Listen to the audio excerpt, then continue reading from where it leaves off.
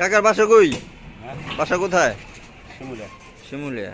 ও, সবসময় লাকড়ি কাটেন না অন্য কাজও করেন? অন্য কামও করি। অন্য কাজও করেন না? এটি কাটতে কয়দিন সময় লাগবো যেগুলা আছে? 2 দিন। 2 দিন। কন্টাক্টে নিচ্ছেন না? হ্যাঁ,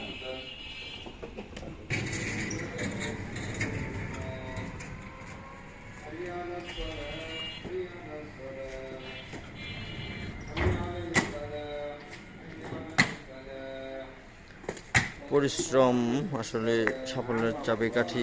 অনেক পরিশ্রম করতেছে কাকারা এই জায়গায়।